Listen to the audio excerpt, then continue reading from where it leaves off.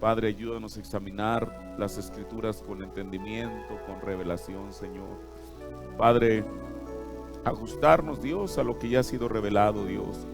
Padre, porque tu pueblo no ha venido aquí ni merece tampoco, Señor, el estar fundamentando su creencia en Padre, ideas personales mías, Señor, sino, Padre, en tu palabra, en lo que ya ha sido dicho, Señor, porque es lo único que se va a sostener, Señor. Así que, mi Dios, estoy en tus manos pidiendo que tú me ayudes.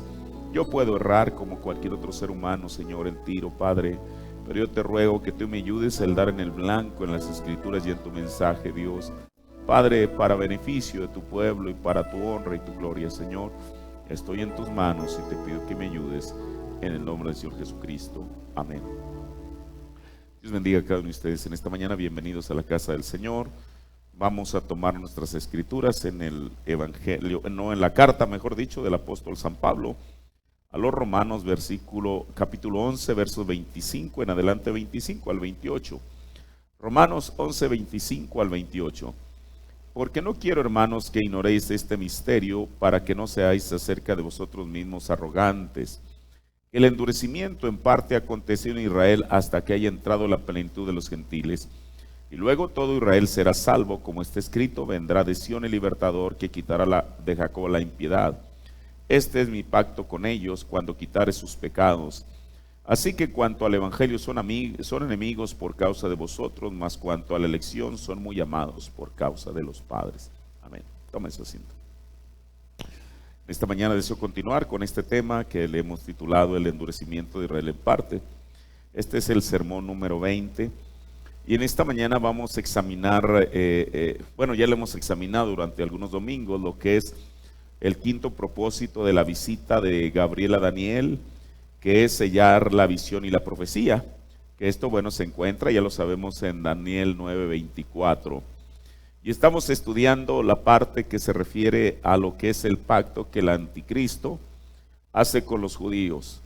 Ahora, ya vimos la vez pasada cómo es que hay un pacto religioso cuando el anticristo va a querer meter o va a meter a los judíos a lo que es el concilio ecuménico.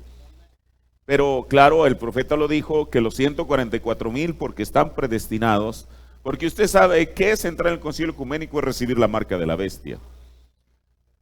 Y la Biblia nos dice que aquel que reciba la marca de la bestia va a ser atormentado en el lago de fuego, ¿verdad? Entonces los judíos, siendo que están predestinados para vida, ellos no van a entrar a eso. Mire, y aquí es donde entra el amor y la predestinación del Señor.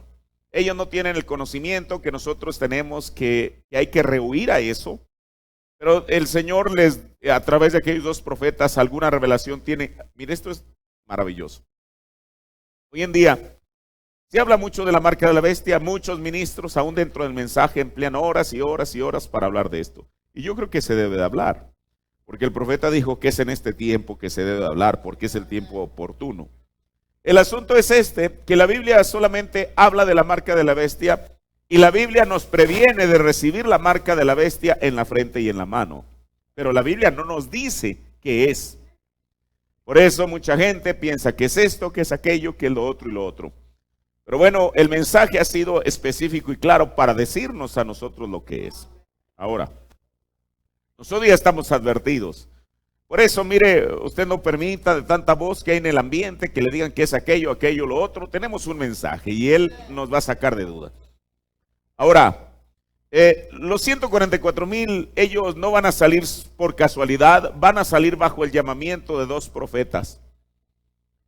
Así como nosotros nos debemos al llamamiento de un profeta, ellos salen bajo el llamamiento de dos profetas.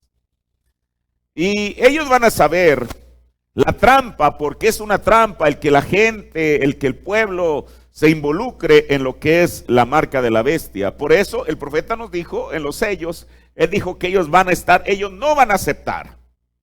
Y la razón que no aceptan, bueno, ellos van a tener que pagar con su vida. Eso después lo vamos a ver. Pero mire, estamos hablando primeramente de un pacto religioso que el anticristo hace con los judíos en general, no con los 144,000, quiero aclarar eso. Pero este pacto no solamente es un pacto religioso, sino que tiene que ser un pacto monetario o económico. ¿Por qué? Porque solamente a través de ese pacto es que él va a forzar al mundo entero, el anticristo, a entrar a esto. ¿Por qué? Porque la Biblia lo condiciona. Y aquel que no tenga, o aquel que no tenga la marca de la bestia, no se le va a permitir comprar ni vender. O sea, el anticristo sabe, él no es un aprendiz en esto. Él tiene ya tiempo llevando esto, solamente que esto es el golpe final. Para meter al mundo entero, sean agnósticos, negadores de Dios, lo que usted quiera. Al forzarlos a través de esa manera, van a tener que entrar a eso. Pero mire, nuestro tema en esta mañana es ver lo que se refiere a los judíos. La vez pasada hablamos de algo que el profeta nos habló, que hoy en día se le conoce como los bonos del tesoro, que son una especie de pagaré. En el cual, bueno, una persona, incluso aquí en México, una persona puede invertir en bonos del gobierno. Y el gobierno, a la persona que invierte en bonos, le da un rédito, digámoslo así, una ganancia. Pero entonces el gobierno, ¿cómo le va a hacer para no solamente si usted invierte 100 pesos, después de un cierto tiempo darle 105 pesos? Bueno, ellos lo que hacen es que eso lo cotizan en la bolsa de valores. Mire, el profeta nos vino a hablar en estos términos. Estamos hablando que esto lo dijo hace 55 años. La gente en Estados Unidos, yo no sé qué tan familiarizada estaba con esos términos. Es más, no sé si en esta mañana, después de 53 años, qué tanto usted y yo estemos familiarizados con esos términos, pero es una realidad.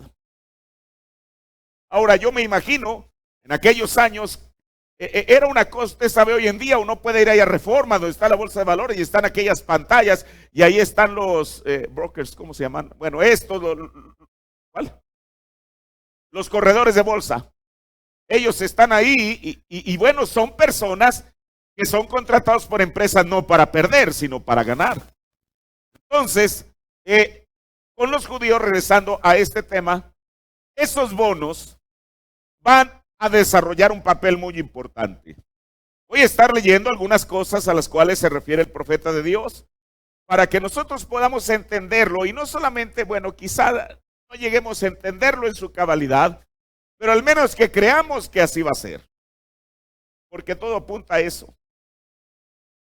Hace 50 años la gente a lo mejor podía tener el derecho de decir, bueno, pues esto no sabemos si va a ser, pero hoy en día, en el año 2018, todas las cosas están apuntando a eso. Mire, y al final voy a hablar algo muy importante que dice el profeta. Voy a leer en el sermón la manera de un profeta, de un verdadero profeta, predicado el 19 de enero del 63, párrafo 216, dice él. Tendremos que hacer eso. Y hay una cosa que nos está encarando, y es que la Iglesia Católica es dueña de la riqueza del mundo. Ella tiene el dinero. Ella tiene el oro para volver a comprar nuestros bonos. Así es exactamente. Y piensan que estos comerciantes de whisky, comerciantes de tabaco y grandes personas del país no se venderán a eso para evitar perder todos sus negocios y falsificar la moneda. Ellos regresarán y tomarán ese dinero de la Iglesia Católica, y entonces ella sea vendido. Correcto. ¿Qué no predice eso la Biblia? La riqueza del mundo. Yo no soy un político, tampoco un hombre inteligente, pero le doy gracias a Dios que le conozco a Él, y eso es correcto. Ahí es donde ella va a estar, allí mismo. Obsérvenlo, observen y vean si eso no es correcto. Solo espero que todos vivamos para verlo, y no pienso que tengamos que vivir mucho tiempo. Hermano, nosotros estamos 55 años después que eso fue dicho. A nosotros nos ha tocado vivir en el mero borde de los eventos. Nosotros ya no esperamos esto a 50 años adelante, a 100 años adelante, que ya no nos tocaría verlo. Pero estamos viviendo en vísperas de que esto comience, aquellas ruedas del anticristo comiencen a girar más rápidamente. En el sermón, oh Señor, solamente una vez más, lo acabamos de escuchar aquí en la iglesia, predicado el 28 de junio del 63, párrafo 78. Dice, no, creo que no lo escuchamos, lo predicó en Arkansas. Dice, nosotros estamos viviendo aquí hay algo importante que al final lo voy a volver a retomar, escuche. Nosotros, hablando de la nación de los Estados Unidos, estamos viviendo del dinero de los impuestos que serán pagados de hoy a 40 años. La nación está en bancarrota. ¿Dónde está? ¿Quién tiene el dinero? Nosotros no lo tenemos. Mire, y está hablando de la nación, aparentemente la más rica del mundo. Nuestros bonos no tienen valor. Nosotros tenemos que tener oro. ¿Quién lo tiene? La Iglesia Católica. ¿Qué harán ellos? Antes que estos hombres del whisky y todos estos grandes titulares y accionistas alguna vez lo cedan, ellos se venderán del todo y la iglesia le prestará el dinero a la nación. ¿Cuál nación? Estados Unidos. Y lo que eso hará es que ellos venderán su primogenitura directamente al catolicismo. Entonces, ¿qué van a hacer ustedes? Ese es el oro del mundo, de ellos y de los judíos. Ese es el pacto que él hace con Israel. Entonces, regresemos al pacto que Roma hace con los judíos. El profeta dice en el primer sello, párrafo 341 y 342. Ahora fíjense, en el tiempo del fin, no en los días al principio cuando Cristo estaba predicando, sino en el tiempo del fin. ¿Cuándo es el tiempo del fin? Ahora, dice él, en la última parte de la semana. Mire, después vamos a ver, porque hoy en día, bueno, hay la creencia, y yo no estoy tomando la doctrina de los adventistas, ellos de por sí ya creen eso. Ellos creen que a Israel le restan 7 años. Aquí en el mensaje hay hermanos que se inclinan por eso. Bueno, uno no puede tomar una parte y desechar la otra. Ya vimos la otra vez, hicimos cuentas de tiempos y mitad de un tiempo, de 1260 días y de 42 meses. Y todas esas cifras nos dan 3 años y medio únicamente. Ahí está probado solamente con la Biblia. Ahora, dice el profeta, sino en el tiempo del fin, en la última parte de la semana, como lo vimos en el estudio de las 70 semanas de Daniel. Cristo profetizó por 3 años y medio, o sea, por media semana. Y todavía quedan determinados 3 años y medio. O sea, si usted parte una semana en 2, le da 3 días y medio y otros 3 días y medio. Y la parte en partes iguales. Si Cristo profetizó 3 años y medio de esa última semana, entonces a Israel le resta solamente otros 3 años y medio para completar el plazo que Gabriel le dio a Daniel, que eran 70 semanas. Ahora, dice el profeta, y este príncipe, durante ese tiempo, hará un pacto con el pueblo de Daniel, lo cual son los judíos. Eso es cuando la novia sea arrebatada. Ella no verá esto. Noten, en la segunda mitad de esta última semana de Daniel, el pueblo hace un pacto. Este príncipe hace un pacto con Roma, hace un pacto con ellos, sin duda por el dinero, porque entre los católicos y los judíos está toda la riqueza del mundo. Ahora, mire, estas cosas que estamos hablando es lo que el profeta nos habló, porque mire, el mensaje es completo, de eso yo tengo la certeza. Estas cosas son eventos proféticos que él nos está hablando de aquello que va a suceder, pero hermano, lo que vaya a suceder después que la novia de Jesucristo se haya ido, no quiere decir que las ruedas no hayan comenzado a girar ya. Porque mire, ahorita vamos a ver, ahorita cuando el profeta habla de estos, de que Estados Unidos estaba viviendo en 1900, mire, la primera vez que el profeta habla de esto, lo dijo en 1962.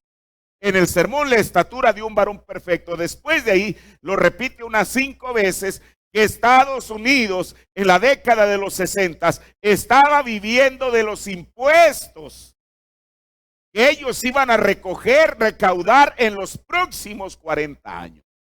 Escuche, cualquier persona que hubiese vivido en los Estados Unidos en la década de los 60 pudiera haber puesto en tela de juicio eso y haber dicho, no es verdad. Los economistas lo han reconocido, que el boom, que el avance, el destape económico de los Estados Unidos fue en los años 50 y 60. Porque a pesar del desastre de la guerra, Estados Unidos no perdió gran cosa porque nunca le invadieron su territorio. Pero sin embargo, fue cuando mientras los hombres estaban en la guerra, los varones, las mujeres estaban supliéndolos en Estados Unidos. Es más, le voy a decir algo, mi papá fue uno de ellos. En los años 50, muchos trabajadores entraron legalmente a Estados Unidos a trabajar como braceros. ¿Alguien se acuerda de esa palabra? Mi papá fue uno de ellos. Personas que el gobierno en cantidades los llevaba a trabajar allá. ¿Por qué? Bueno, porque hacía falta mano de obra.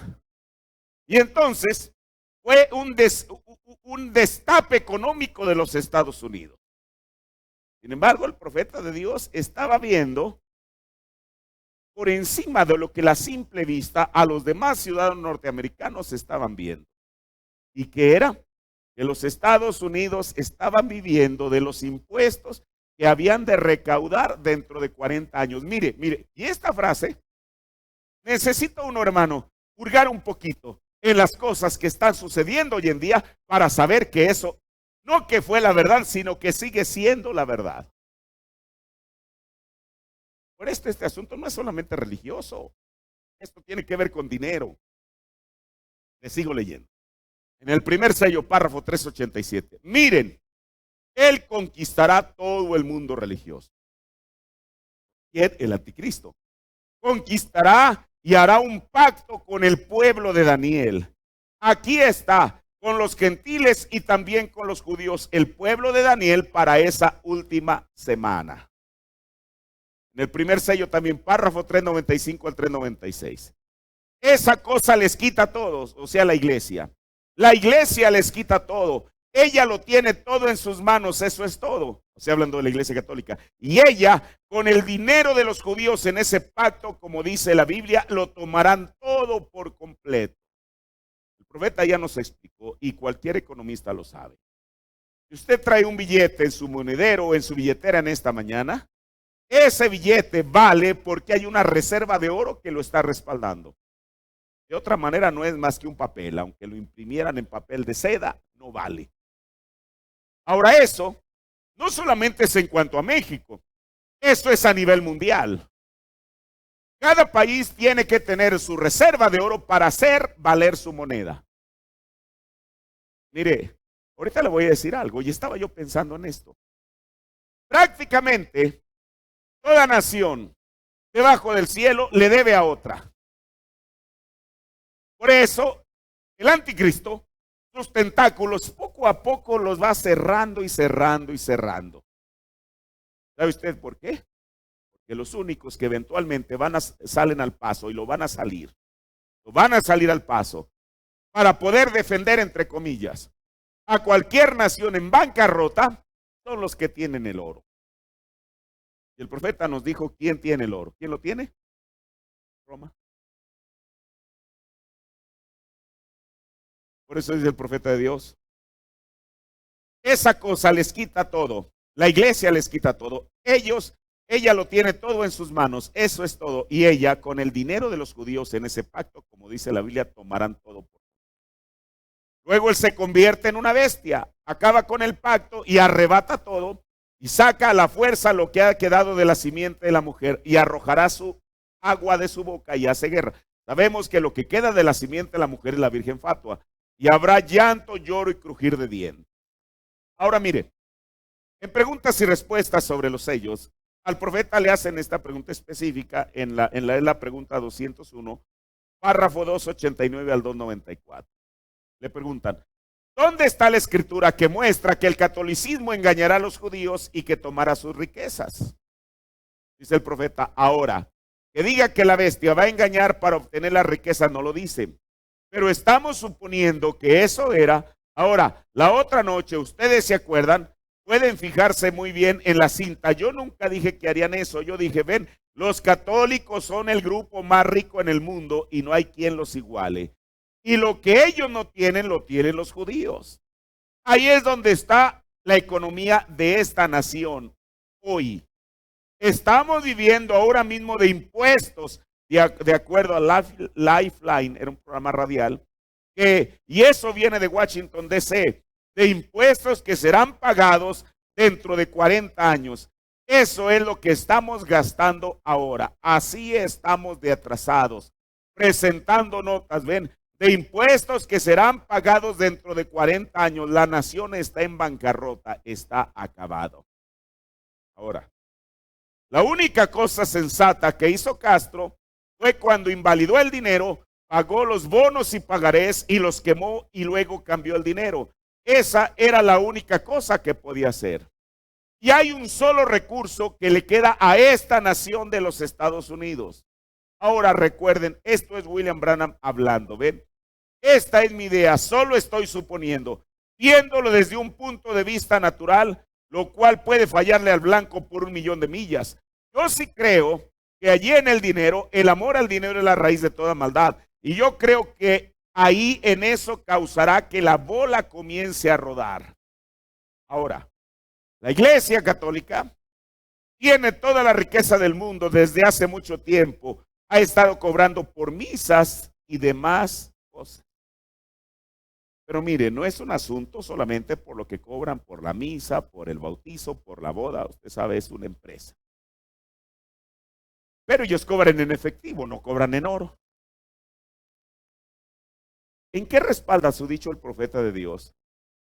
Para poder decir que Roma posee la reserva de oro más grande del mundo.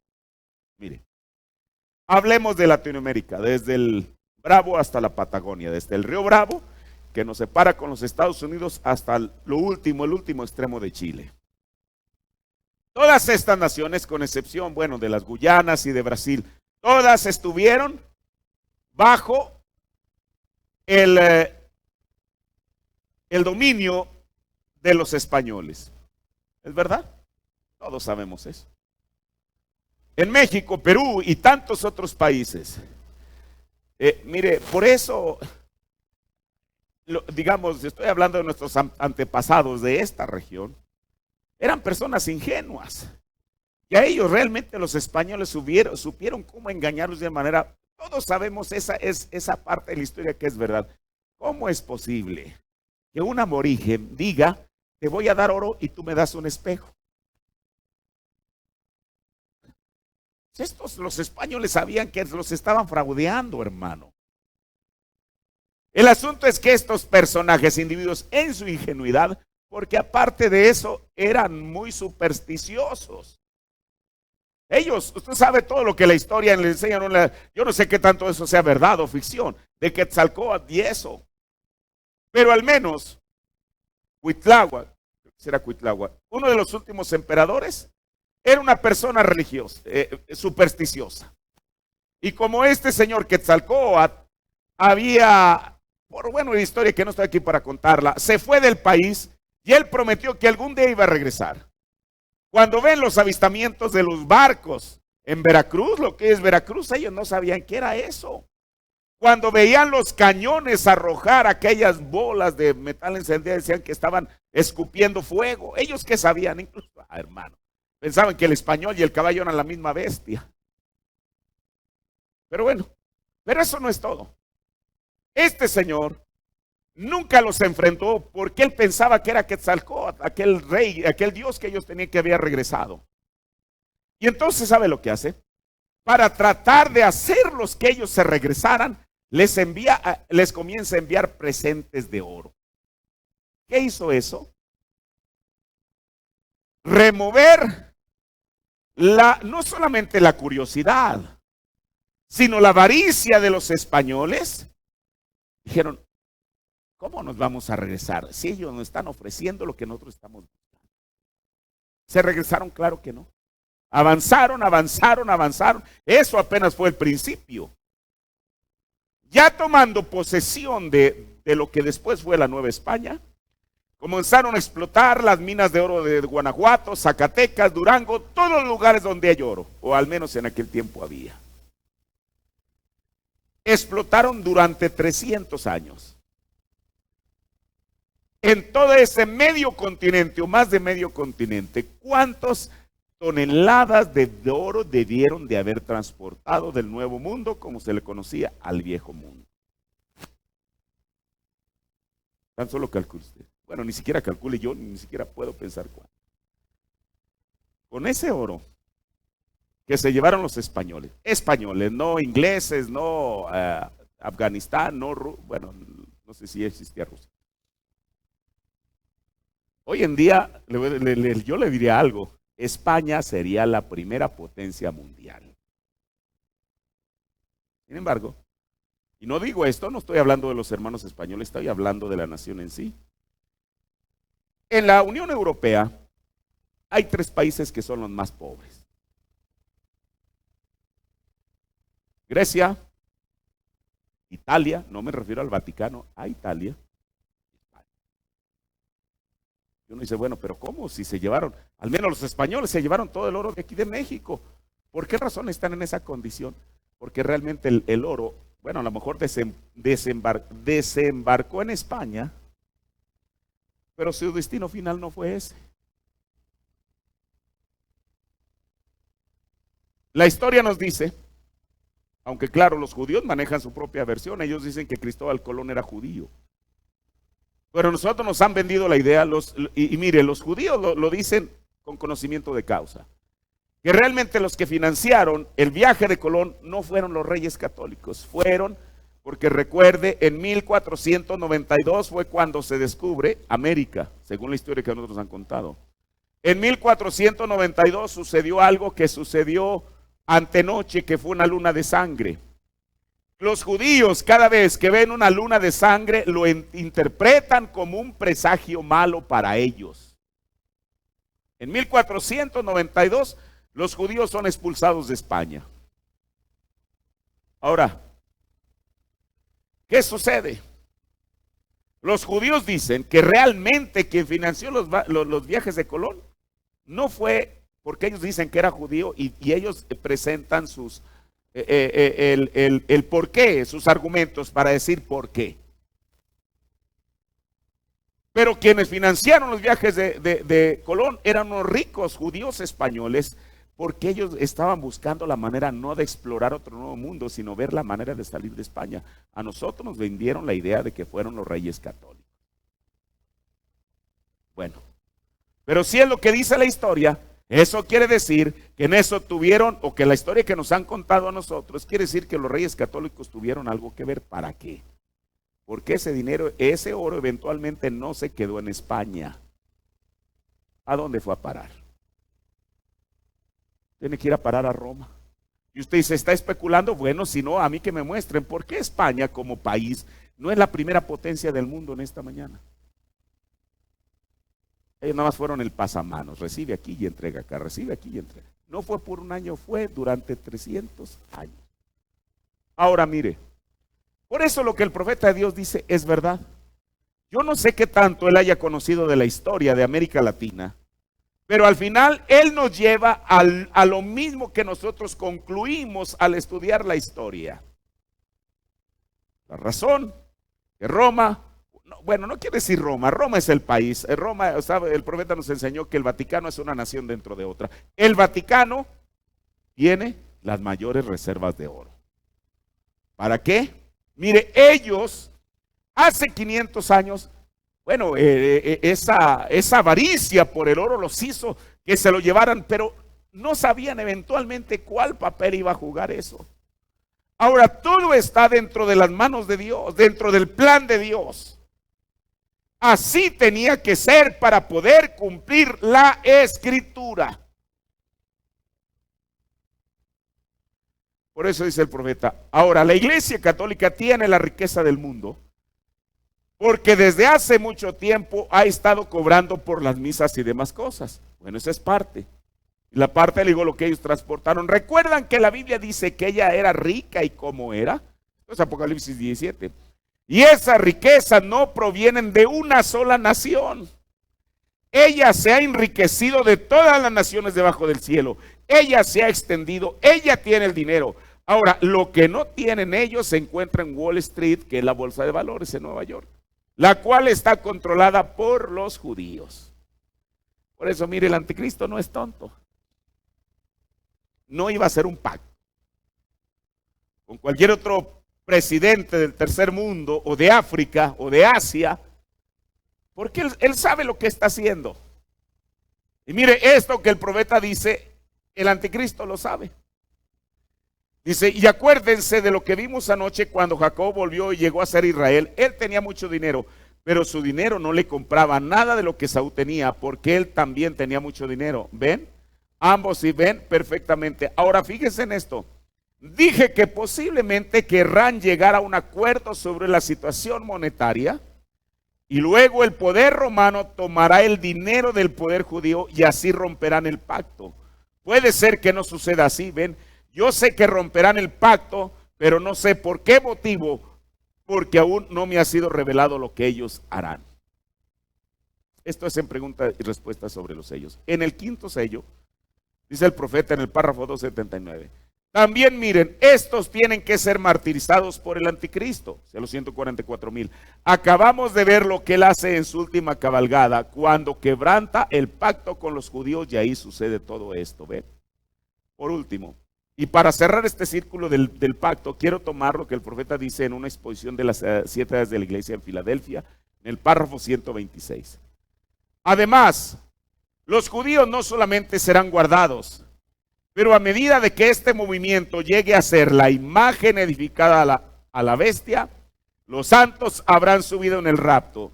Y este pequeño movimiento tan atractivo y encantador que empezó en compañerismo en Éfeso, llegará a ser el monstruo de Satanás que corrompe y engaña al mundo entero. Porque el sistema eclesiástico, la unión de la Iglesia Católica Romana y la Iglesia Protestante, controlará completamente las riquezas del sistema mundial y forzará a todos los habitantes de la tierra en su trampa religiosa, o los matará por medio de negarles el privilegio de vender o comprar, por lo cual ganarían su vivienda. Esto se llevará a cabo muy sencillamente, porque a las hijas de la ramera les falta muy poco para volver completamente a su madre. Mire, si hay un tiempo en el cual esto se hizo evidente, es con el Papa actual. ¿Usted se acuerda que una vez hablamos aquí sobre algo así, sobre la sucesión papal, cuando recién tomó el papado el que está ahorita presentemente? Él lo primero que hizo, y eso es para cumplir lo que el profeta dijo hace 60 años. ¿Qué dijo William Branham hace 60 años? Dijo, un día de estos, la madre les dirá a las hijas, hijas, después de todo no tenemos por qué estar enemistados. nosotros, como evangélicos, dejamos de ser herejes para convertirnos en hermanos separados. Desde 1983, cuando Lutero cumplió 500 años de su nacimiento, el Papa, ¿quién iba a imaginar eso? Juan Pablo II fue a la tumba de Lutero. Oiga, ¿cómo un Papa va a ir a honrar la tumba de un hombre que hace 500 años era un hereje para ellos? Sin embargo, ahí está la historia para corroborarlo. ¿Y sabe qué fue lo que dijo el Papa en aquel entonces? Que había sido un malentendimiento, dijo, ya sea de nosotros hacia Lutero o de Lutero hacia nosotros. Él estaba pavimentando el camino. Cuando entra este Papa, envía a un emisario. Usted sabe que, bueno, yo ahí sí no opino. El hombre aparentemente falleció a los cuantos meses en un accidente. Yo no sé si él hizo las cosas bien o mal. ¿Se acuerda que yo les dije que ellos estaban usando las mismas escrituras que nosotros creemos de Malaquías 4? De restaurar la fe de los padres a los hijos. Ahora, o de los hijos a los padres. Ahora, ¿qué era lo que él estaba haciendo? Le estaba guiñando el ojo a los evangélicos. Y los evangélicos, y no me refiero a la gente, me estoy refiriendo a los líderes, a causa de ignorar el mensaje, cayeron en la trampa. Porque la ramera les guiñó el ojo. Ahí está para corroborarlo, casi a diario uno ve en las noticias, que los líderes pentecostales, que los líderes fulanos de tal, que los líderes fulanos de tal van y hacen una oración conjunta. ¿Cómo puede ser eso? Usted sabe, y esto no es para sorprenderse, porque nosotros ya sabemos, incluso hasta hindúes meten ahí en el círculo, hermano, cómo los hindúes pueden estar orando a un Dios ficticio que ni sé ni cómo se llama, cómo los católicos pueden estar orando a María y cómo los evangélicos pueden estar orando a Jesús. ¿Qué confusión es esa? Pero es a donde la ramera los ha metido.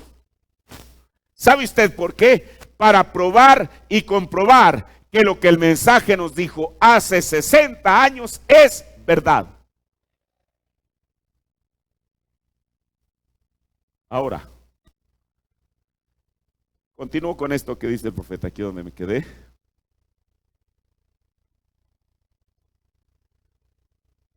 Dice, porque las hijas de la ramera les falta muy poco para volver completamente a su madre. Es más, yo creo que los evangélicos ya ni siquiera se refieren a la Iglesia Católica como la gran ramera, para no lastimarla. Pero dice el profeta, entre tanto, Roma ha adquirido casi todas las reservas de oro. Los judíos tienen todos los bonos y todos los papeles.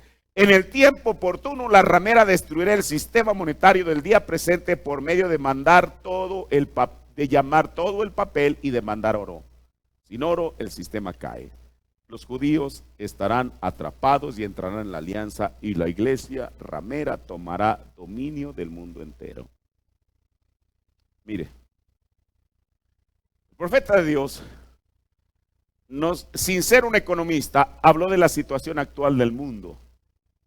Dice él en un sermón que se llama Testimonio, predicado el 28 de noviembre del 63, párrafo 20 y 21.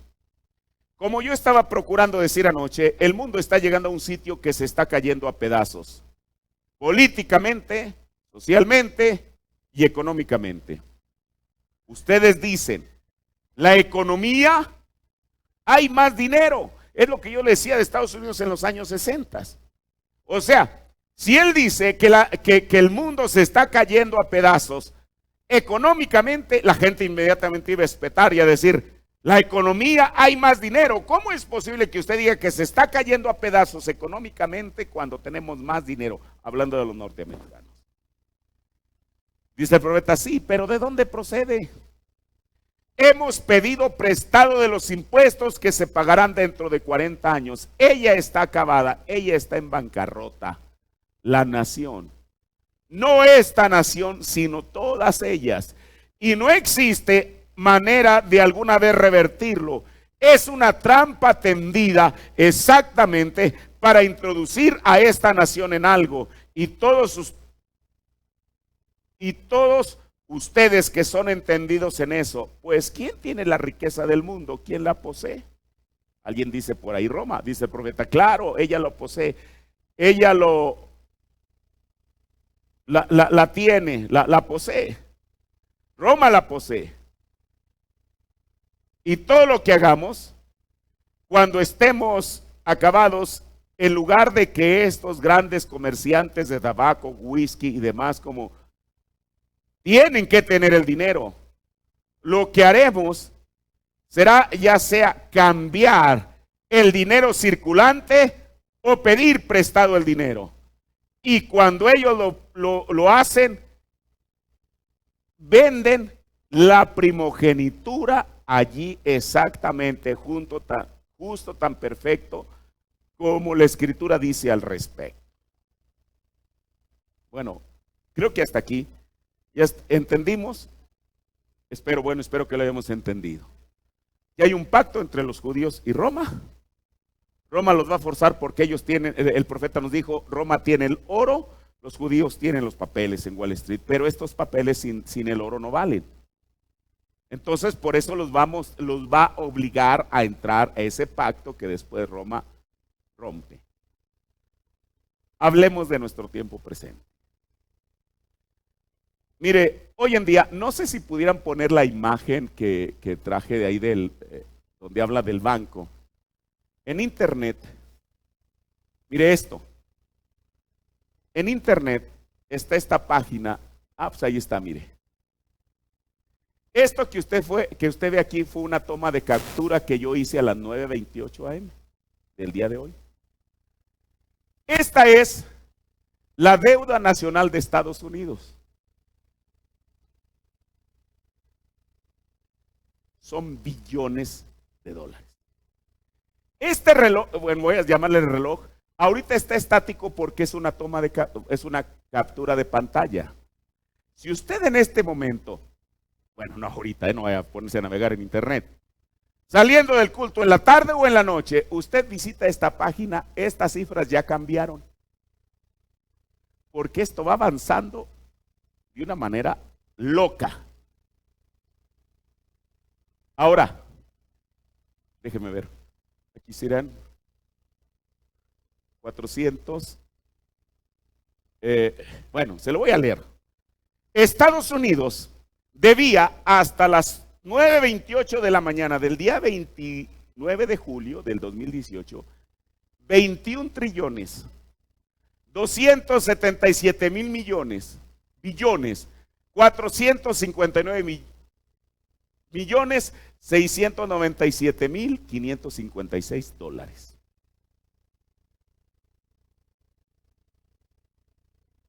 Es lo que ellos deben.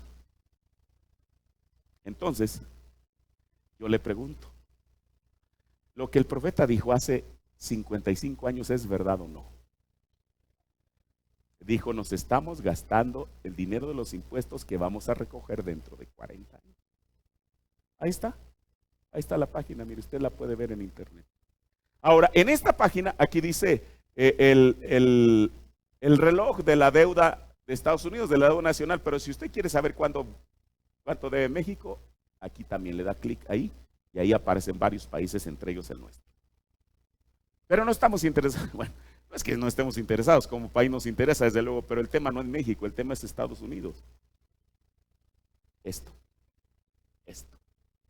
Es lo que deben más lo que se ha acumulado en casi hora y media. Esto es lo que ellos deben. Y este reloj está imparable. Le digo, ahorita está ahí, le pusimos una pausa para tomar la captura de pantalla. Pero ¿sabe una cosa? Porque aquí es donde quiero entrar a esto. De toda esta trillonada, yo creo que es la palabra correcta, que deben los Estados Unidos, un tercio se lo deben. Este es un pastel llamado la deuda de Estados Unidos. Si usted lo divide en 3 partes, una tajada, un tercio de ese pastel, ¿sabe a quién se lo deben? A China. Y usted dice, ¿y eso qué tiene que ver? Bueno. El hermano Branham habló de 3 cortinas. La cortina de hierro, que es Rusia, la cortina de púrpura, que es Roma, el Vaticano, y la cortina de bambú, que es China. ¿Qué le parece? Mire, esto lo habló él en 1960. Hay varios sermones, pero yo aquí la que tengo es de 1960. En 1960, ¿qué era China? Un país sobrepoblado, donde la gente vivía en la miseria, siendo, y no digo esto para denostarlos, esa es la verdad, viviendo la mayoría de ellos de recolectar arroz. Hoy, en el año 2018, ¿quién es China? Ellos, curiosamente, ellos tipifican su país como un dragón. Usted sabe que Rusia es un oso. China. Si en 1960 China era eso, Dios le permitió a un profeta. Él pudiera haber hablado de Yugoslavia, de España, de México, de Argentina, de quien quiera. Pero ¿por qué él solamente habló de estas tres cortinas? De hierro, ¿quién? Rusia. De púrpura, ¿quién? Roma, el Vaticano. De bambú, ¿quién? China. Hoy en día nosotros vemos eso que el profeta dijo con un entendimiento claro. En 1960, cuando él dijo eso, la gente diría, ¿de qué está hablando este señor? Nosotros sabemos de qué estaba hablando un profeta. Mire, escuche, porque lo voy a relacionar con todo eso.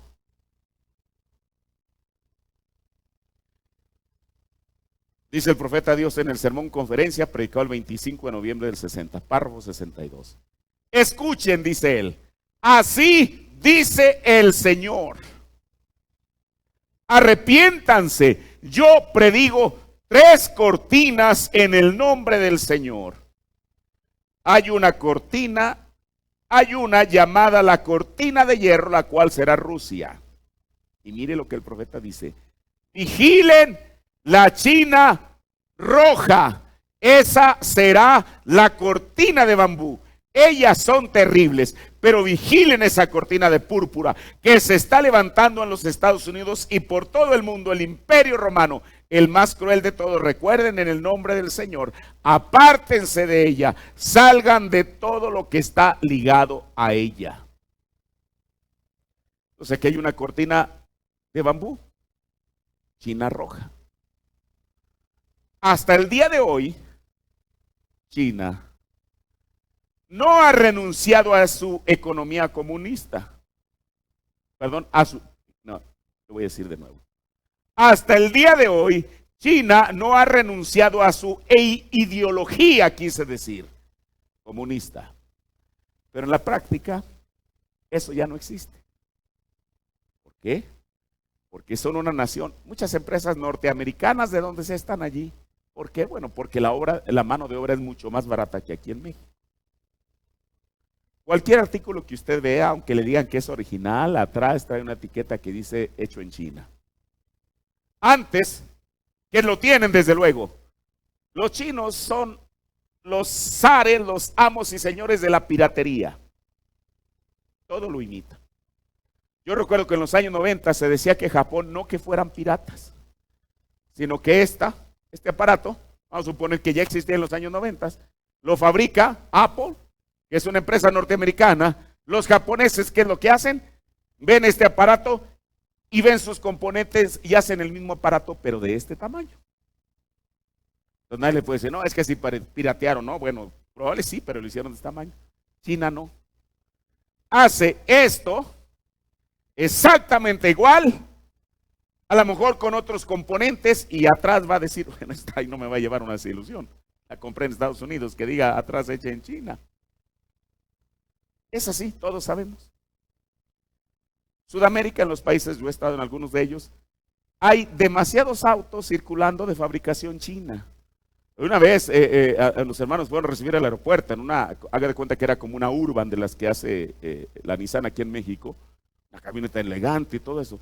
Y entonces, uno entra y huele aquello nuevo, ¿verdad? Los asientos, todo huele nuevo. Y entonces le pregunté al hermano, oiga, esta camioneta, dijo, es china. Dije, y más o menos en dólares, ¿cuánto es el costo? Y me impresionó. ¿Y sabe usted cuál era el costo? Menos de la mitad de lo que una igual podría costar aquí en México. Allá. ¿Por qué? Porque es China. Los chinos, para cumplir, hermano, y todo el crédito tiene que ir al Señor Jesucristo. Para cumplir lo que un profeta dijo, tenía que ser así. O sea, hay que vigilar a esa cortina de bambú, la China roja. Hoy en día, no necesitamos que alguien nos apunte a China. Todo el mundo está mirando a China. ¿Sabe usted por qué? Y más los Estados Unidos. Mire, por eso es malísimo, malo especular con el mensaje. El asunto es que los ministros no aprenden. Siempre quieren estar sacando de un sombrero negro de copa un conejo. Miren, aquí está ese conejo que acabo de sacar. Hermano, nosotros no necesitamos conejos. Tenemos la revelación de la palabra. ¿Usted se acuerda cuando Benedicto fue a Estados Unidos? No, los ministros estaban especulando como si ellos hubieran estado ahí presentes. No, es que el Vaticano ya les vino, y fue en el año de la crisis desde el 2008, es que el Vaticano ya les vino a ofrecer dinero. ¿Cómo saben? Si quién estuvo allí, ¿tienen alguna grabación o algo? ¿Sabe una cosa? Porque esto no va por allí. En esta mañana, el principal acreedor de los Estados Unidos no es el Vaticano. ¿Quién es? Un tercio, ya le dije. Un tercio, ni siquiera un cuarto. Un tercio de la deuda de Estados Unidos se la debe a un solo país. Y ahí está el internet. Si usted no me quiere creer, investíguelo allí. Yo no vengo aquí a hablar, a especularle. Un tercio de su deuda se la debe a China. Entonces aquí nos comienza a destellar una luz roja. Vamos a suponer. Aquí el hermano, cualquiera de ustedes, me presta dinero. Bueno, me prestó dinero, me hizo el favor de prestar dinero. Pero resulta, y me está prestando constantemente. Ahora, no estoy diciendo que usted haga esto de un estilo de vida, estar pidiendo dinero aquí y allá y más allá, desde luego que no. Solamente es un ejemplo. Me presta hoy, mañana voy, hermano, présteme, la próxima semana présteme. Pero si llega el momento que ese hermano que me presta cae en bancarrota y yo dependo del préstamo de él, no solamente es qué le va a suceder a él, sino qué me va a suceder a mí, porque yo estoy dependiendo del préstamo de él. Traigámoslo con Estados Unidos. Estados Unidos, ahí está. De esa cantidad trillonaria, un tercio de eso se lo deben a China. ¿Qué sucederá cuando la economía china entre en bancarrota? Y usted dice, ¿en qué se basa para decir eso? Bueno, a mí, mire, cuando yo leo que el profeta habla de estas tres cortinas, y bueno, yo ya no tengo duda para entender lo que es la cortina de hierro. Se cayó, punto. No tengo dificultad para entender la cortina púrpura. Ya sé dónde está. Pero si el profeta de Dios, aparte de esas dos cortinas, me dice, hey, fíjense en esto, que hay una cortina de bambú y es la China roja, entonces a nosotros nos conviene saber cuál es el papel que en esta mañana China roja está desempeñando. Estas no son invenciones mías, ya se lo acabo de leer. Mire, le voy a decir lo siguiente. China, en los últimos años, y aquí yo no estoy descubriendo nada, eso es del dominio público, China se ha erigido como una potencia mundial. Pero le voy a decir algo. Al igual que la cortina de hierro cayó, que la cortina de púrpura va a caer, la cortina de bambú tendrá que caer. Y le voy a decir por qué. Mire, yo recuerdo que parte de esto, porque en aquel tiempo estaba fresco, bueno, yo estuve en Madrid en septiembre del año 2000, que fue 2015. Y en esa ocasión en la convención me dieron la oportunidad de cerrar la convención. Como esto era un asunto que estaba fresco, que estaba en la atmósfera, El Señor me inspiró a hablar de esas cortinas. Bueno, hablé de 5 cortinas, de la de púrpura, de la de hierro, de la de bambú, de la cortina de pecado, que también el profeta habla, y de la cortina del tiempo. Pero mi punto es este. Eso fue en septiembre. El 12 de julio de 2015, apenas tres meses antes, en aquel tiempo China experimentó la peor crisis financiera desde la crisis financiera global. Y usted sabe que en aquel tiempo a China como que la tenían debajo del tapete para no espantar precisamente a la bolsa de valores. Y el mundo y sus noticieros se estaban enfocando en la crisis económica que todavía no ha podido superar Grecia. Si usted vivió, bueno, todos vivimos en aquellos años y usted estuvo atento a las noticias, se dio cuenta de eso. China, mientras al mundo lo distraían con Grecia, China estaba experimentando un fallo, una caída dramática en las bolsas que de seguir así hubiera tenido graves consecuencias. ¿Por qué le digo esto? Esto quiere decir que China, con todo el poder económico que tiene, todavía es vulnerable.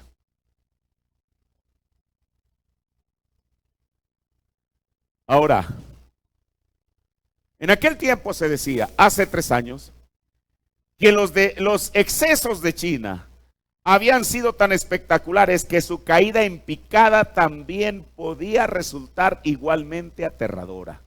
¿En qué? En la bolsa de valores.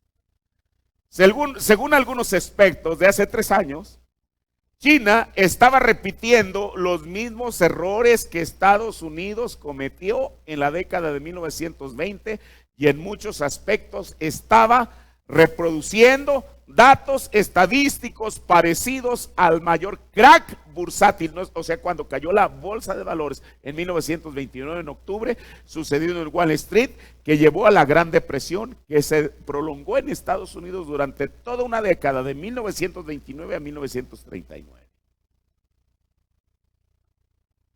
Mire, y aquí yo en aquel tiempo tomé un artículo que fue publicado, un artículo que fue publicado en un periódico inglés que se llama The London Telegraph, donde un analista expone los paralelismos peligrosos entre la China actual y la de Estados Unidos en 1929. Se lo voy a leer. Dice: mientras todos los ojos occidentales siguen firmemente centrados en Grecia, una crisis financiera potencialmente mucho más significativa se está desarrollando en el otro lado del mundo. En algunos sectores ya está siendo llamada la China de 1929 en el año de la caída de la bolsa más infame en la historia y comienzo de la catástrofe económica de la Gran Depresión. Los paralelismos con 1929 son extraños. Hay señales que advierten de una desaceleración, similares a los que precedieron al crack de 1929. Precios en caída de las materias primas y una interrupción virtual en el crecimiento del comercio mundial. La economía china es como uno de esos personajes de dibujos animados que se las arregla para seguir corriendo mucho tiempo después de salir del borde del acantilado. ¿Todos entendemos eso? Yo no sé cuánto nosotros vimos cuando éramos niños el Correcaminos y el coyote. De pronto ahí va el coyote y entonces llega al filo del acantilado y sigue corriendo y de pronto cuando ve la realidad se le acabó el piso y en picada ahí va. Eso es exactamente a lo que esto se refiere. Dice: la economía china es como uno de esos personajes de dibujos animados que se las arregla para seguir corriendo mucho después de salir del borde del acantilado, hasta que mira abajo se da cuenta de que no tiene debajo de los pies y acaba cayendo en el abismo. Si al final esto no se convierte en una crisis económica calamitosa, será gracias a la respuesta que se pueda dar a ello. Los políticos han aprendido una cosa o dos desde 1929. Ahora sabemos que el daño real de las crisis financieras no lo provoca la propia caída de las bolsas, sino el colapso del sector bancario. Los mercados de valores en realidad solo son una señal de la contracción del crédito que está por venir. ¿Para qué es todo esto? Si China es uno de los principales acreedores de Estados Unidos y entra en recesión o en quiebra, como ya hace 3 años, algo pasó allí, hermano, eso se va a llevar a todas las demás economías, incluyendo a las de Estados Unidos. ¿Por qué? Porque el profeta no dijo, aunque habló de China, ahorita, en esta mañana, la situación real es que China es el principal acreedor.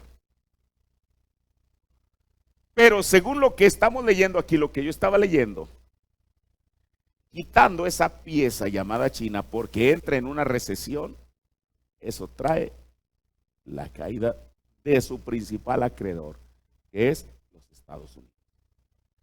Porque si, le decía hace unos momentos, poniendo ese ejemplo, si China es la que le está prestando a Estados Unidos y llegan a una bancarrota y ya no tienen de dónde prestarle, ¿qué va a hacer Estados Unidos?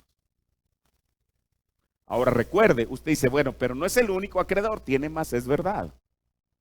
Pero si China en la bolsa de valores, por eso mire, el profeta de Dios nos habló esto sin ser un economista, él habla de Wall Street y de esas bolsas de valores. Si esas bolsas hacen crack, el mundo está destinado a una crisis. ¿Y qué es lo que va a hacer? Tomando ahora sí lo que dijo el profeta, es hasta entonces, cuando el mundo se encuentra en una crisis, se encuentra quebrado, entonces van a encontrar no una mano amiga, sino una mano de intereses. Yo te voy a sacar de la crisis. Pero Estados Unidos, Roma, el Vaticano, no da nada a cambio de nada. Por eso el profeta dijo que el arreglo va a ser entre ellos y los judíos solamente. Aquí no va a intervenir ni el mejor gobernante que existe en el mundo. El arreglo va a ser entre ellos y los judíos. ¿Por qué? El profeta ya nos dijo, Roma posee el oro, los judíos tienen los bonos. Ellos son los amos y señores de la bolsa de valores. Con ellos, por eso el Vaticano no va a andar, usted sabe, viniendo a pedir a nosotros dinero. No, él va a lidiar con la cabeza. Y con la cabeza principal. Escuche, esto es importante, porque así como en el concilio ecuménico, él lidia no con los laicos, él no va a venir a mendigar a las iglesias que quieren miembros, él va a lidiar con las cabezas. Por eso, para el anticristo, es la idea perfecta que la gente tenga un solo líder. Porque para ellos el anticristo es más fácil lidiar con el líder que lidiar con todo el grupo. Por eso la gente es malísimo eso. Cuando tiene a su líder como Dios, pobres miserables de ellos. El líder se cae y ahí van todos como ovejas al matadero. Eso es lo que va a suceder con las denominaciones. Él está con las cabezas, va a lidiar. Por eso son las cabezas las que se han ido a humillar al Vaticano. ¿Qué esperaba usted? Y uno dice, bueno, mire, quizá los antiguos, los verdaderos pentecostales, hablando de las denominaciones, decían, nosotros no queremos tener nada que ver con la ramera, y a lo mejor aquellos hombres eran sinceros, pero sus nietos es otra cosa. Porque mucha de la religión hoy en día ya no se maneja ni por principios ni por las almas para Cristo, se maneja por intereses.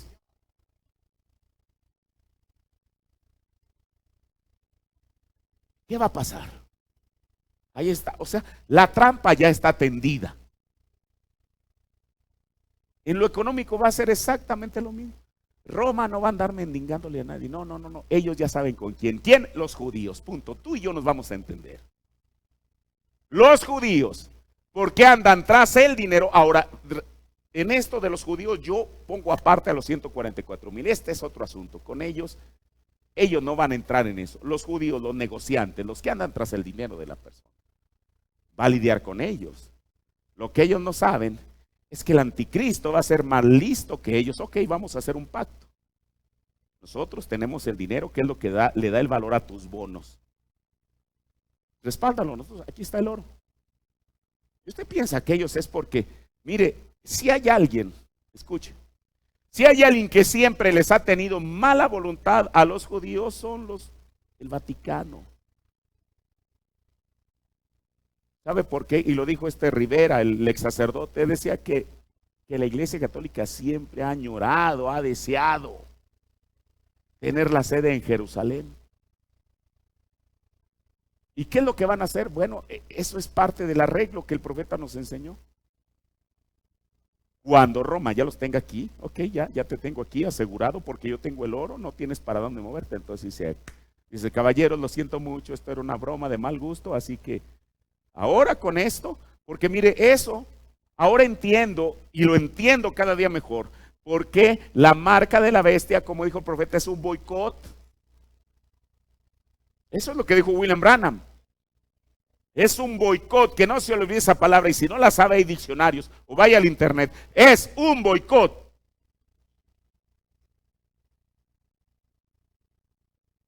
¿Sabe usted una cosa? Y yo digo, bueno, alguien que tenga por ahí en el banco, ahí debajo del colchón, sus billetes, pues sí, aquel sí va a comprar y vender, pero tiene que haber algo para que invalide aquello.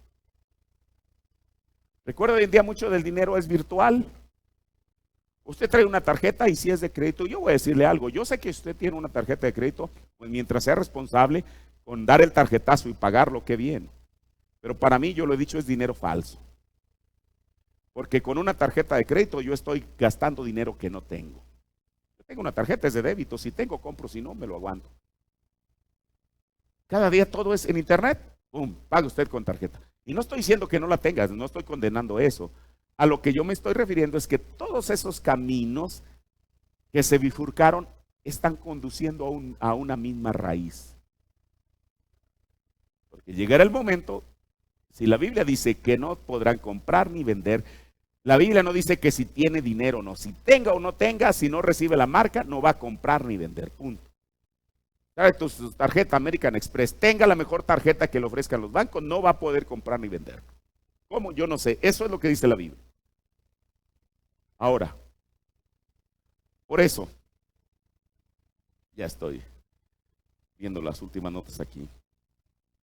Por eso, mire, porque según la profecía bíblica, no es China quien rescata a los Estados Unidos, sino Roma. Voy a leerle del sermón El Mesías, predicado el 17 de enero 61, párrafo 65. El profeta está orando, dice: Dios y Padre, la hora ha llegado. Nos damos cuenta que no hay otra vía para nosotros encontrar algo ni lugar a donde ir ahora, sino solamente a Jesús. Estamos en el tiempo del fin. Vemos todas esas cosas suceder. Vemos a nuestra nación en bancarrota y vemos nuestro mundo en bancarrota. Vemos al comunismo arrasando, un espíritu impío llamado la cortina de hierro. Vemos a otro levantándose allá en China llamado la cortina de bambú. Entonces vemos a otro levantarse llamado la cortina de púrpura, la cortina romana, tomando control del mundo. Mire, cada una de estas cosas se van entrelazando. Por eso yo en esta mañana porque tampoco no soy un economista, desde luego, pero solamente mostrarle estas cosas, que estamos comparando lo que a nosotros nos ha tocado vivir o estamos viviendo con lo que fue dicho hace más de 50 años. Con esto cierro el asunto del pacto entre Roma y los judíos. Recuerde que son dos pactos. Uno religioso, para querer meter también a los judíos al concilio ecuménico, lo cual van a entrar, los únicos que no van a entrar son los 144,000, porque eso es después de que la novia se haya ido. Y la Virgen Fatua, como le decía la otra ocasión, mire, y esto yo no lo digo de una mala manera, lo voy a decir bien, pero todos estamos conscientes que del tabernáculo luz al atardecer no todos sus miembros se han de ir en el rapto. Eso lo sabemos. Pero esto cumple un propósito. ¿Por qué? Para que al menos, ahora, en todo grupo el profeta ya nos enseñó, hay 3 clases de creyentes. Hay gente que por miedo, se les va a olvidar que creyeron un día en Cristo, que aceptaron a Cristo, que creen en un mensaje, punto. Y esa es una realidad. Esos son, mire, si hay una persona que hoy en día pone pretextos para ir al culto, bueno, es que no tengo dinero, hermano, no me alcanza, a lo mejor es verdad.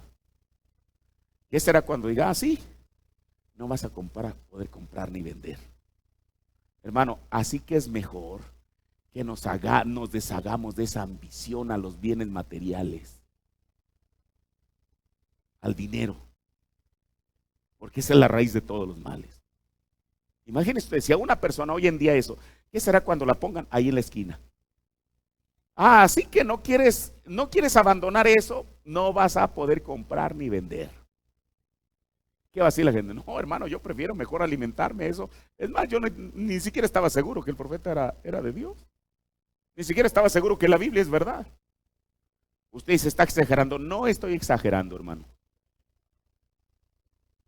Pero habrá un segundo grupo, que es la Virgen Fatua, que parte de ella también está aquí en esta mañana y en cualquier iglesia del mensaje, que cuando diga, bueno, ya se fue la novia, ya sé lo que me espera. Voy a tener que sellar mi testimonio con la muerte, como me venga. Pero una cosa sí voy a hacer, es que nunca voy a aceptar la marca de la bestia. Esos son los que se quedaron después del rapto. La novia ya no estará para ver eso, el profeta ya nos lo acaba de decir. Ese asunto de comprar y vender va a ser no ahora, hermano, va a ser cuando la novia ya no esté aquí en la tierra. Ahora, por eso esto le está sirviendo a alguien, y no solamente aquí, en alguna otra parte. Y yo no estoy diciendo, como decir, no, les va a servir a usted, nos va a servir a nosotros. Uno no sabe, solamente es la gracia de Dios. Todos creemos que por fe nos vamos. Pero al menos para el que no se vaya, que sepa esto. Que va a tener que sellar su vida y no aceptar esto, sin importar lo que eso le cueste. Y sabe una cosa, eso está profetizado. La Biblia dice en Apocalipsis 15, que habla de esa mujer, en Apocalipsis 15, que está en un mar de vidrio. El profeta dijo que es la Virgen Fatua, y dice que ellos no aceptaron la marca, ni el número, ni el nombre de la bestia. O sea, la Virgen Fatua, por cuanto aún no importa si no se ve en el rapto, está predestinada para no ser engañada por el anticristo. Eso es lo que dice la Biblia. Ahora, ya estoy terminando ahora sí. Entonces, mire, ya con esto cierro este círculo, este aro, digámoslo así, de lo que es el pacto. Voy a leer lo último a lo cual el profeta se refiere, lo que es sellar la visión y la profecía, que es lo que comenzamos tiempo atrás. Le leo los últimos párrafos del sermón, el propósito sextuple de la visita de Gabriel a Daniel, párrafo 109 al 114. Él dice, recuerde que hicimos un paréntesis porque el profeta ya habló de un pacto. Y tenemos que saber cuál es ese pacto al cual el profeta estaba refiriendo, y creo que ya lo vimos a través del mensaje. Dice el profeta, el mensaje del tiempo del fin revelará esto, la última edad de la iglesia, gloria. Dice, ahí están, oh hermano, me estremece el pensarlo, el misterio. Las cosas que el mundo eclesiástico desprecia con sus miradas y dicen tonterías. El misterio de quién era Jesucristo. No una tercera persona, no la segunda persona, no la tercera persona, sino la persona de Dios.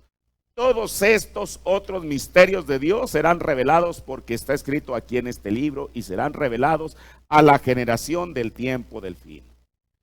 Ellos allá en los seminarios y colegios y denominaciones no pueden verlo, igual como los judíos no podían ver a Jesús como el Mesías. Con razón ellos se inclinan a pensar que uno está loco. Con razón piensan que uno es insensato.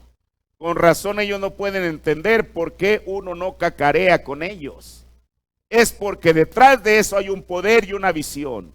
La palabra de Dios ha sido revelada para poner a la iglesia en orden para el rapto y partir a casa. Sí, muchos correrán de aquí para allá y la ciencia se aumentará, seguro. Ahora, ¿cuál es otra cosa que sería conocida? Miren hoy en día las iglesias. Aquí está, espero que no duela, pero tengo que decirlo, haciendo. En aquel día habrá un anticristo que se levantará. Ahora recuerden, cuando entremos en los sellos, ese anticristo cabalga allí por esos sellos. Daniel habló de eso. Eso aquí, el príncipe que vendría, él sería cortado, Jesús lo sería. para hacer expiación por el pueblo. Pero este príncipe que se levantaría, que causaría la abominación, que haría la desolación, esa fue Roma a través de Tito. Y esta vez es un príncipe saliendo de Roma que lo hará. Y él será revelado en el día postrero. Ahora oigan, haciéndose a sí mismo Dios, como nos advierte el Espíritu Santo en segunda de Tesalonicenses, el segundo. Abramos allí, segunda de Tesalonicenses, y entonces ustedes no tendrán mi palabra, sino la palabra de Dios. Segunda de Tesalonicenses, el capítulo 2 y el versículo 12. Veamos. Segunda de Tesalonicenses, el capítulo 2 y el versículo 12. Veamos. Comencemos más arriba en el versículo 7. Porque ya está en acción el misterio de iniquidad, dice el profeta. Este es Pablo hablando por el Espíritu Santo. Solo que hay quien al presente lo detiene, hasta que él a su vez sea quitado de en medio. ¿Quién es él? Aquí dice el profeta de Dios. ¿Alguien sabe? El Espíritu Santo lo detiene. Ahora, el profeta en otro sermón nos dijo que no es el Espíritu Santo flotando en el aire, es el Espíritu Santo en la novia. Por eso el hermano Branham dijo que no cayó una pizca, una sola gota de lluvia hasta que Noé entró en el arca. Por eso es que la iglesia, la novia del Señor Jesucristo, no va a pasar por la tribulación. Porque antes que una pizca de juicio caiga sobre esta tierra, ella ya se habrá ido a casa. Dice el profeta, y entonces, o más bien dice la Biblia, y entonces, y el profeta pregunta, ¿cuándo se manifestará aquel inicuo? ¿Cuándo? Precisamente en el tiempo cuando el Espíritu Santo esté siendo quitado y se está preparando para salir ahora mismo. ¿Por qué se va él? Para llevarse a la iglesia con él. Revelado, Pablo hablando bajo inspiración. A quien el Señor matará con el espíritu de su boca y destruirá con el resplandor de su venida. Dice el profeta, al inicuo, por supuesto. Inicuo cuyo advenimiento es por obra de Satanás con gran poder y señales y prodigios mentirosos. Y luego él comenta, nosotros somos, o sea que la gente va a decir, nosotros somos la mejor iglesia, nosotros tenemos esto, todos ustedes únanse, ¿lo ven? Nosotros somos lo mejor, dice el profeta, prodigios mentirosos. Y con todo, y hay unos suspensivos ahí, de iniquidad para los que se pierden por cuanto no recibieron el amor de la verdad para ser salvos. Por esto Dios les envía un poder engañoso para que crean a la mentira. Dice el profeta, creerán a la mentira, a fin de que sean condenados con todos los que no creyeron la verdad, sino que se complacieron en la injusticia. Y el profeta pregunta, ¿lo captan? Oh vaya, dice ahora, es Pablo hablando, el tiempo cuando el sello de Dios esté siendo dado a conocer. Su espíritu, su nombre, su gracia, todos estos grandes misterios que están saliendo ahora. Planes para que su iglesia se vaya en el arrebatamiento. El derramamiento del Espíritu Santo ha hecho esto. Esto es lo que ha hecho, lo que Él ha hecho en los días postreros. Esto es el quinto propósito de la visita de Gabriel a Daniel. Sellar la visión y la profecía. Pero mire, todo lo que esto contiene son cosas tremendas, hermano. Ahora, mire, por estas cosas fueron habladas por el profeta con un propósito para nosotros. Porque dijo el Señor en su palabra en Jeremías, yo sé los pensamientos que tengo de vosotros y no son pensamientos de mal, sino de bien. Dios teniendo eso en su plan, por eso es que nos está revelando estas cosas. Usted dice, bueno hermano, pero si yo me voy en el rapto no me va a tocar eso. Y eso está perfectamente bien. Pero si el profeta lo habló, para nosotros, es que nosotros lo tenemos que saber. Mire, uno nunca debe de convertirse, erigirse en bueno, no sé cómo decir esta palabra, en juez o lo que sea, para decirle al Señor, Señor, esto sirve y esto no sirve. ¿Quién es usted? ¿Quién soy yo? Termino. Mire, hace una semana estaba predicando por ahí en el estado de Nuevo León. Y entonces tomé la escritura, bueno, comenzamos a estudiar la escritura de la carta del apóstol Pablo a Filemón.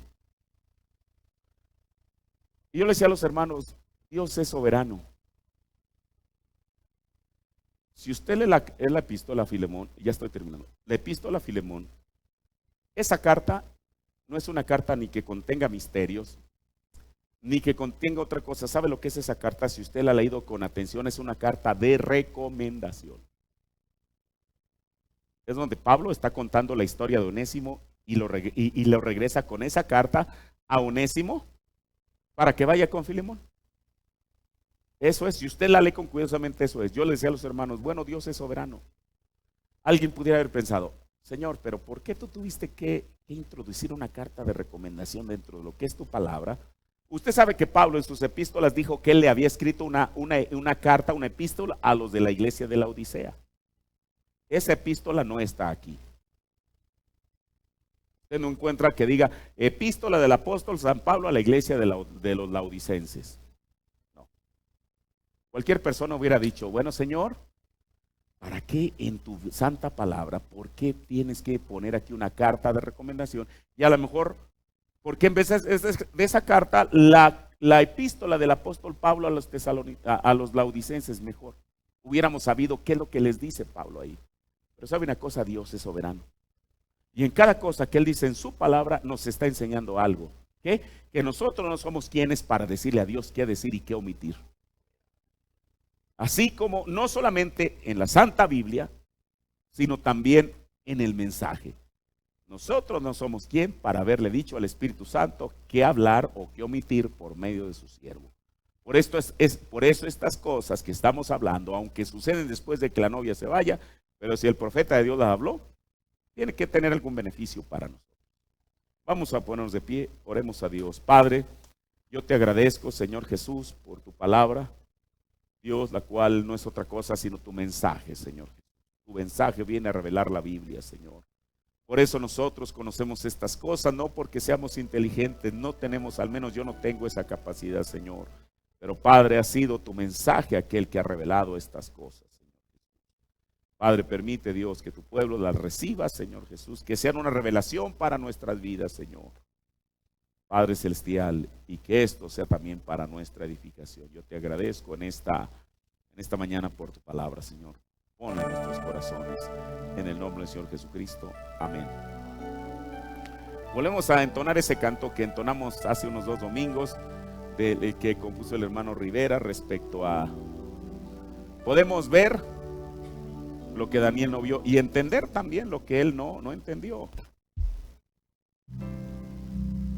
¿Cómo se llama? El día más grande, ¿verdad? No sé si... Ok, ahí está. Vamos a entonarlo, hermano. Pero yo creo que ahora lo entonamos con más entendimiento todavía.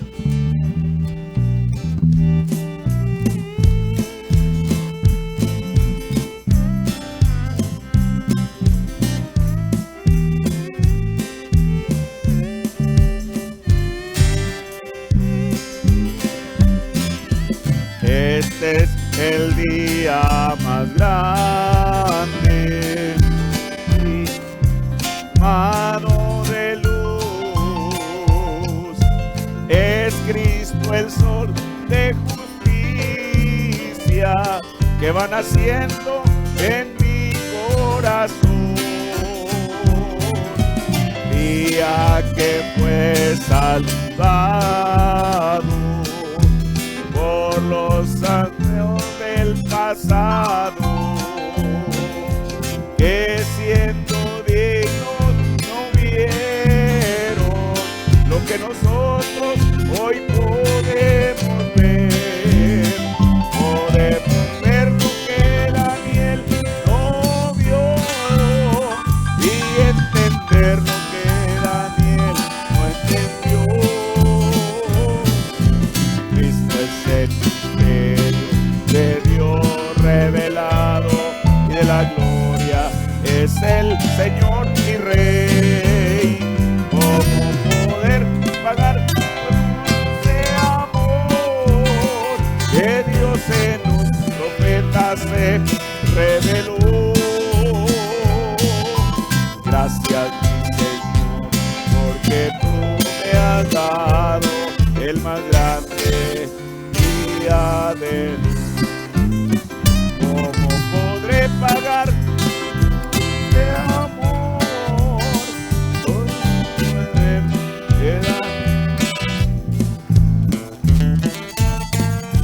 Gracias, mi Señor, porque tú me has dado un grande día de luz. Amén, gloria a Dios.